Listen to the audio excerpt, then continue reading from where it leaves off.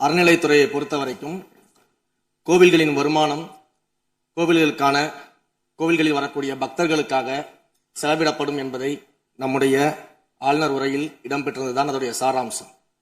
இன்னொன்று, சமீபத்தில் வெளியிடப்பட்ட திருமண மண்டபங்கள் மற்றும் வணிக வளாகங்கள் அந்த பணிகள் துவங்கப்படாத பணிகள் நிறுத்தப்பட்டது என்பது இந்த பணிகளை பொறுத்த வரைக்கும் நாம் ஆராய்ந்த வரைக்கும் அந்த கோவில்களில் பொதுமக்களுக்கு தேவையான அடிப்படை வசதிகள், பொதுமக்களுக்கு தேவையான தங்குமிட வசதிகள், பொதுமக்கள் பக்தர்கள் வரப்போது அவர்களுக்கு தேவையான அடிப்படையிலான கழிப்பறை வசதிகள் போன்ற இந்த வசதிகளை மேம்படுத்துவதை காட்டிலும் இவர்கள் கமர்ஷியலாக கோவில்களுக்கு திருமண மண்டபங்கள் கட்டுவதிலும் வணிக வளாகங்கள் கட்டுவதிலும் அதன் மூலமாக வருவாய் ஈட்டுவதை மட்டுமே குறிக்கோளாக வைத்துக் கொண்டு இந்த திட்டங்களை துவங்கியதன் காரணமாக மேலும் அதன் மீது பல்வேறு நீதிமன்ற வழக்குகள் ஸ்டே ஆர்டர்ஸ் இருப்பதனால நாம் அதையெல்லாம் ரத்து செய்து அறிவிச்சிருந்தோம்.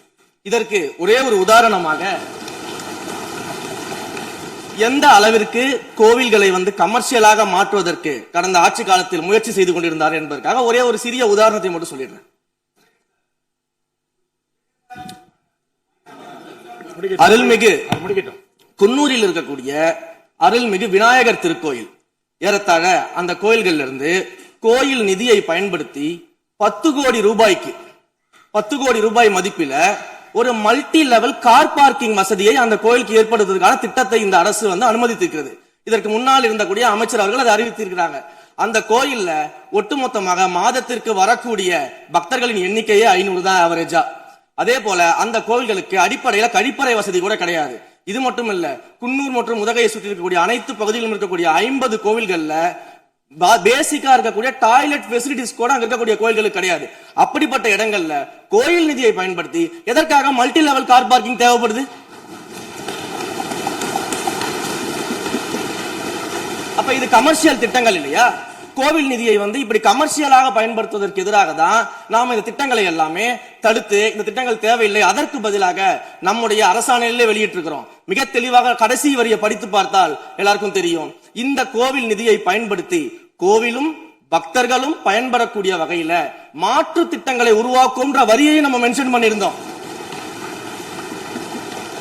எந்த இடத்திலையுமே மக்கள் பயன்படக்கூடிய கல்வி நிலையங்களையோ இல்ல இது போன்ற மருத்துவ வசதிகளையோ நாம செய்து தரமாட்டோம்னு சொல்லல. இன்னும் சொல்ல போனா கடந்த 5 ஆண்டுகள்ல ஒன்றிய அரசின் நிதி உதவியோடு பழனியில பாத்தீங்கன்னா ஒரு சித்த மருத்துவமனை கட்டுவதற்கான நிதி உதவியை ஒன்றிய அரசு தருவதற்கு தயாராக இருந்தது. ஆனா கடந்த ஆட்சியில அந்த திட்டத்தை அப்படியே கிடப்புல போட்டுட்டு கேட்டா ரெக்கரிங் செலவை எங்களால ஏத்துக்க முடியாது அப்படின்னு சொல்லி கிடப்புல போட்டு வச்சிருந்த இந்த திட்டத்தை நாம இன்றைக்கு கையில் எடுத்து அது துவங்குவதற்கான ஆய்வில் இறங்கியிருக்கிறோம். அப்ப எந்த இடத்திலையுமே மக்கள் பயன்பெறக்கூடிய திட்டங்களை நாம தடுக்கவும் இல்ல, நாம யாருக்கும் பி டீமாக இருந்து வேலை செய்ய வேண்டிய அவசியமும் இல்ல. கோயில்களின் நிதியை ஒரு காலமும் கமர்ஷியலாக பயன்படுத்த வேண்டிய அவசியமும் மாண்புமிகு தமிழ்நாடு முதலமைச்சர் தலைமையிலான தமிழக வெற்றி கழகத்தின் ஆட்சிக்கு தேவையும் இல்லை. உறுப்பினர் சேகர் பாபு. மாண்புமிகு பேரவைத் தலைவர் அவர்களே, இந்து சமய அறநிலைத்துறை கொடைகள் என்ற ஒரு சட்டம் இருக்கின்றது. அந்த சட்டத்தில் விதி 69 என்ற குறிப்பிடப்பட்டிருக்கின்ற அந்த பணிகள் சட்ட விதிகளுக்கு உட்பட்டு சட்டத்தின் 36 பிரிவிலிருந்து தான் இந்த பணிகள் மேற்கொள்ளப்பட்டன.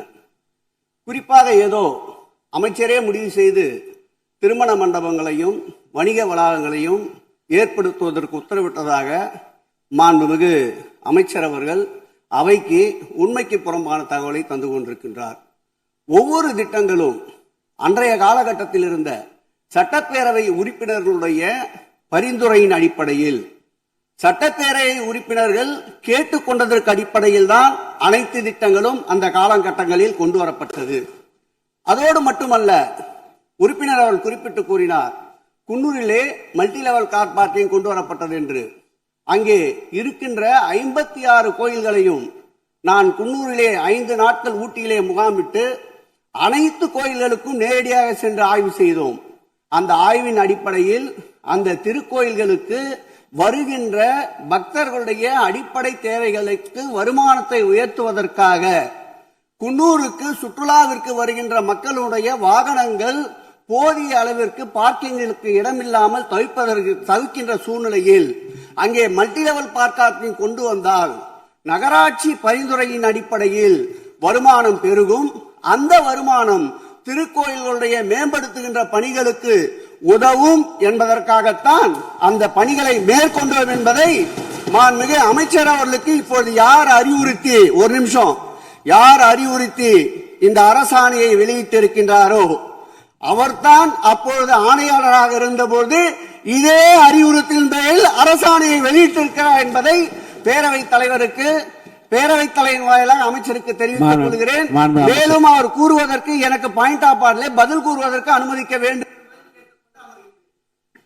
மாண்புமிகு பேரவைத் தலைவர் அவர்களே, குன்னூரில் இருக்கக்கூடிய அந்த விநாயகர் கோயிலுக்கு சொந்தமான இடத்துல மல்டி லெவல் கார் பார்க்கிங் அமைப்பதற்கு ஏற்கனவே அங்க இருக்கக்கூடிய நகராட்சி நிர்வாகம் ப்ரப்போசல் வழங்கிய போது அந்த நகராட்சி நிர்வாகத்திடம் நம்முடைய நிலத்தை குத்தகைக்கு கொடுத்து அதன் மூலமாக இருக்கக்கூடிய வருவாயை வைத்துக் கொண்டு நாம் முடிந்த வரையில் நம்முடைய கோயில்களுக்கு தேவையான அடிப்படை வசதிகளை நாம் செய்து கொடுக்கலாம். ஆனால் கோயில் நிதியவே 10 கோடி எடுத்து அங்கு மல்டி லெவல் கார் பார்க்கிங் வந்து எந்த விதமான பொதுமக்களும் பக்தர்களும் கேட்கல. பக்தர்களும் பொதுமக்களும் கேட்பதெல்லாம் கோயிலுக்கு உள்ளே சென்று மனநிறைவோடு தரிசனம் செய்துவிட்டு வெளியே வரும்பொழுது அவர்களுக்கு தேவையான அடிப்படை வசதிகளை தான் பக்தர்கள் கேட்டுக் கொண்டிருக்கிறார்கள். அதை செய்தாலே போதுமானது. மாநில எதிர்கட்சி தலைவர் பேசுகிறீங்க. மாண்பு போதுங்க. நீங்க சொன்னீங்க விளக்கம் சொல்லி திருப்பி இதை நான் அனுமதிக்க முடியாது. மாண்பு எதிர்கட்சி தலைவர் பேசுங்க. வேண்டாம், போதும். நிறைய நீங்க பதில் சொல்லிட்டீங்க பாருங்க. மல்டி லெவல் கார் பார்க்கிங் தேவைன்னு இல்லைன்னு சொன்னாரு, ஏன் போட்டு நீங்க சொல்லிட்டீங்க. அதோட விவாதம் முடிந்தது. மாண்பு எதிர்கட்சி தலைவர் பேசுங்க. நீங்க திரும்ப எதுக்கு பாயிண்ட பாடுற? இனிமே எதிர்கட்சியாளர் பேசி முடிக்கிற வரைக்கும் குறுக்கீடுகள் அவசியம் இருந்தால் அனுமதிப்பேன், அனுமதிக்க முடியாது. எதிர்கட்சியாளர் பேசலாம். ஒரு குற்றச்சாட்டு இல்ல, அவர் விளக்கம் தான் சொன்னார். என்ன குற்றச்சாட்டு சொன்னாரு? அவர் விளக்கம் சொல்லிட்டாரு. மாண்பு எதிர்கட்சி தலைவர் நீங்க பேசலாம். இனி மாண்பு எதிர்கட்சி தலைவர் பேசி முடிக்கிற வரைக்கும் எந்த குறுக்கீடுகளுக்கும் நான் அனுமதிக்க முடியாது. அவசியம் ஏற்பட்டால் விதிகள் உட்பட்டு அனுமதிக்க வேண்டிய உரிமை எனக்கு இருக்கிறது. இப்போது மாண்பு எதிர்கட்சி தலைவர் பேசலாம். சொல்லிட்டீங்க. நீங்க பதில் பாருங்க. அவர் சொன்ன உடனே நீங்க பதில் சொல்லிவிட்டீர்கள். குற்றச்சாட்டு அல்ல, விளக்கம் சொன்னார் அவரு. 10 கோடி ரூபாய்க்கு இந்த இடத்துல 10 கோடி ரூபாய்க்கு கோயில் படத்தை எடுத்து ஏன் பயன்படுத்தினீங்க, அது வேற எதுக்கு பக்தர்களுக்கு பயன்படுத்தி விளக்கம் சொன்னார். அவ்வளவுதான். குற்றச்சாட்டு எப்படி வராது? உங்க மேல குற்றச்சாட்டு வைக்கலையே, தவறா பயன்படுத்தினீங்க, அதுல தவறு நடந்து அவர் சொல்லலையே. அதை குற்றச்சாட்டாக எடுத்துக்கொள்ள முடியாது, விளக்கமாகத்தான் எடுத்துக்கொள்ள முடியும். மாண்புமிகு எதிர்க்கட்சி தலைவர் அவர்கள் பேசலாம்.